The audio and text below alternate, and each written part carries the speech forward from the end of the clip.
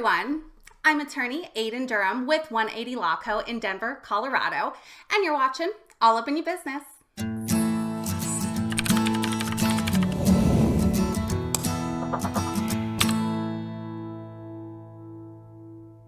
In this episode of All Up in Your Business, we're going to talk about S corporations. What is an S corporation? What does it mean? How do you become one? But before we get into it, be sure to like, subscribe, and share if you're so inclined. And if you subscribe, make sure you hit that little bell button so you get notifications every time I post a new video so you don't miss out. Also, check the description below for some additional information and some freebie downloads and some guides down there too. Also, if you've been watching the last couple of episodes that I posted, you know that I had some foster kittens running around who would make occasional guest appearances in my video. We all loved them. Well, it's with a very heavy heart that I must report the foster kittens are no longer with me. Unfortunately, they came down with a touch of ringworm over the weekend, and so I had to take them back to the shelter so they can get treatment for a couple of months. So I don't have any more fosters, but you know what? It's okay. You've still got me, and we've still got Rocky here. We didn't forget about Rocky. So even though there are no more kittens, it's still gonna be a party. And I can safely report I don't have ringworm. Rocky does not have ringworm. I spent the entire weekend disinfecting and cleaning my whole house, so we are ringworm free. Okay, moving on. S corporations. What is an S corp? An S corporation is only a tax election that a business can make. An S corporation is not a business entity. So you don't form an S corp. You can form an LLC or you can form a corporation, and then either of those can elect to be taxed as an S corporation. The S corporation election is really a way to take advantage of pass-through entity taxation and avoid double taxation like you would with a C corporation, while still limiting the self-employment taxes and limiting your tax liability altogether. So what difference does it make? What actually happens if you elect to be taxed as an S corporation? In a corporation, a traditional corporation, the corporation has its own corporate tax. It pays corporate tax on its income, and then it pays dividends to its shareholders, and the shareholders have to pay income on what they've received as dividends. So this is what we call double taxation, because essentially the income is being taxed twice. It's taxed to the corporation, and then it's taxed to the shareholders when they receive dividends. In an LLC, there's no corporate tax. LLCs don't pay their own corporate tax. Instead, the members pay tax on their portion of the income. They'll pay ordinary income tax plus self-employment tax on their income from the LLC. However, with the S Corp election, the owners of the company, whether it's an LLC or a corporation, the owners have to pay themselves a reasonable salary. The term reasonable is very dependent on specific circumstances and very fact dependent. So there's no like hard and fast rule about what a reasonable salary is in an S corporation. There's a lot of different information and guidelines on how to figure it out, but for the most part, people are just kind of going off of history with the IRS and the information that is available to try to determine what a reasonable salary is. But anyway, so the owners pay themselves this reasonable salary, and the salary is paid through payroll because the members, if we're talking an LLC, once the S corporation election is made, the members now become employees of the LLC and are paid on payroll just like any other employee would, or just like you would if you're an employee for some other company. They pay you on payroll. The FICA and the taxes that we pay when we get a paycheck from our employer, those same things are taken out of the member's reasonable salary on their paycheck.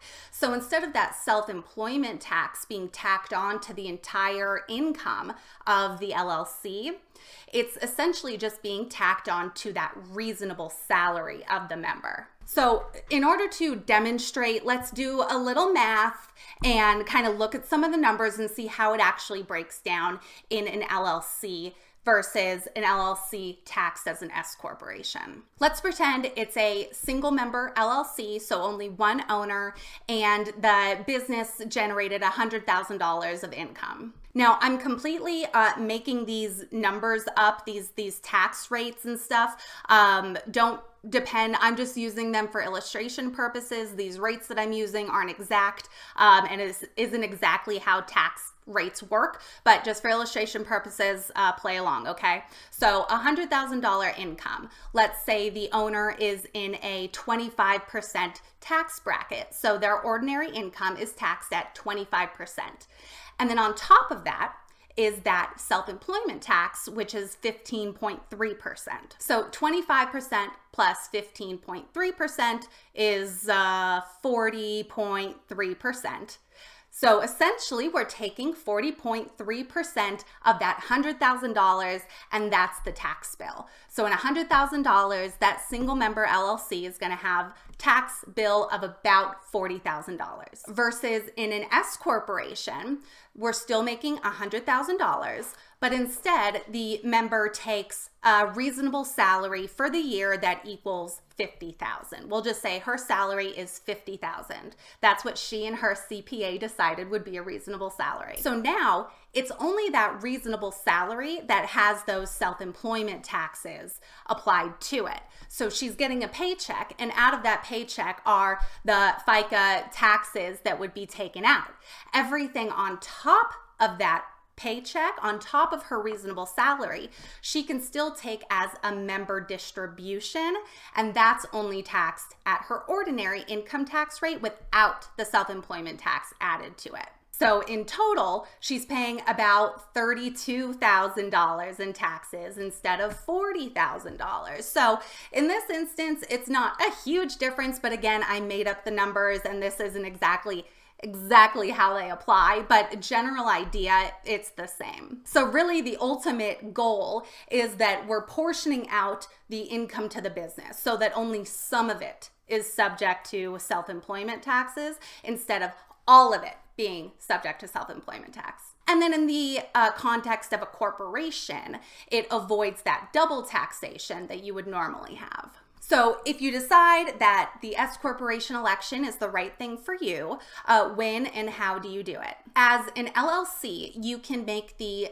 S Corp tax election on IRS Form 2553. Now, there are some time restrictions on when you can do this. You can't just make the election willy-nilly whenever you feel like it.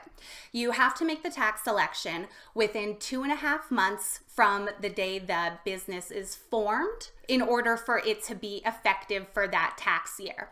So let's say you started your business on June 1st, 2019. If you want to be taxed as an S Corp for 2019, then you need to submit that S Corp election by middle of August, about August 15th. That 2.5 month mark after is when your deadline is. But if you don't want to do it for that given year, you can make the S Corp election within the 2.5 months of each beginning of the year. So if you decide 2019, I don't want to make the election yet, I want to wait until 2020, then I'll do it. So then 2020 comes around, you have to file that S Corp election by middle of March 15th, in order to get it effective for 2020. And you don't have to continue filing. You just file it once, and the S Corp election it applies for every year thereafter until the business closes or the tax changes or something like that. Now, while there are certainly a lot of benefits and advantages to being taxed as an S Corp, there are certainly disadvantages too. It's not for everybody. First of all, the IRS places restrictions on who can make an election to be taxed as an S Corp. The business, there can't be more than 100 shareholders, so it's capped at 100 shareholders. All of the shareholders have to be U.S. citizens or legal residents, and the owners, the shareholders of the S Corp, can't be entities like LLCs or corporations themselves. So you can't have an LLC that is the member of an LLC that's taxed as an S Corp. And then S Corps carry along with them more administrative work because you are now setting yourself up as an employee. You have to deal with payroll and payroll tax filings, and then of course determining that reasonable salary. That's a huge issue that comes with S Corporation election. Making sure that reasonable salary is an appropriate amount, because if you don't pay yourself enough on a reasonable salary, then the IRS could come back later and they'll apply those self-employment taxes to what you should have paid as a salary, and they'll tax on penalties and interest and stuff too. So I go so far as to say, if you're not willing to invest money into a good CPA or tax advisor who can really help you with this, then don't bother with the S Corporation election. If you're not willing to, unless you yourself are a tax expert and you can figure it out, if you're not willing to have an expert help you with managing the S Corp and the taxes and all of that, then don't bother with it, because ultimately, if you're doing it wrong, it will end up working way against you as opposed to being anything of a benefit. And I'll pull back the curtain a little and tell you guys about what I did. So when I started my business 6 years ago, I did not make an election to be taxed as an S corporation. I didn't know how much money I was going to be making in that first year, and I didn't want to have to deal with the hassle of being taxed as an S corporation. I didn't want to have to deal with the extra administrative and payroll taxes and all that stuff, so I didn't do it.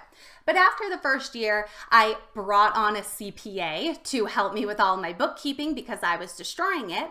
And thankfully, that CPA talked to me about the S corporation election, and we determined that based off of my business's income at that time, we would make the S Corp election. And it started essentially in the, I think, second year that I was in business. And ever since then, I'll tell you exactly what I do. About every other week or maybe once a month, my accountant emails me and says, here's how much we need to pay you.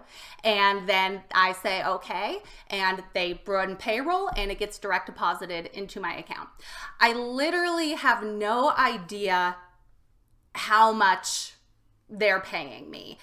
I mean, that's not true. I have an idea of where they're getting these numbers from and what they're basing it off of, but I do zero math in my head. They do it for me. I'm not even going to pretend to try to figure out what my reasonable salary should be because I have no idea. And so it's really that kind of a situation where I recommend the S corporation election, is if you have somebody who can guide you through the whole thing, so that you're not now becoming a business owner plus makeshift CPA trying to figure out how to do your own taxes.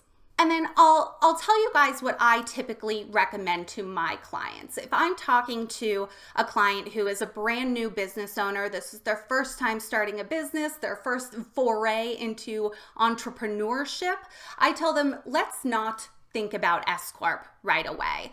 Let's take a year.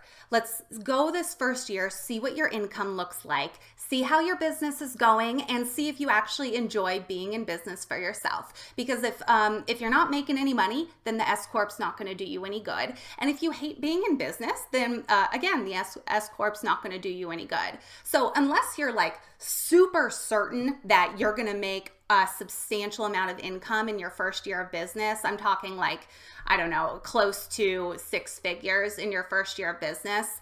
If you're not pretty darn sure that's going to happen, then typically don't worry about the S Corp. Just stay taxed as an LLC for, that first year of business, see how things go, and then you can always make this S Corp election for the following year. Now, this doesn't apply to everybody, and that is why it is so super important when you're considering starting a business and making an S corporation election or wondering if you should. It is super important to talk to an attorney and a CPA or a tax expert so they can in conjunction with one another, help to figure out if the S Corp is the right way to go. That's all for this episode, folks. Drop a comment below and let me know what you think. You'll also want to check the description. I have a link to my blog where we go into some more depth about myths of S corporations and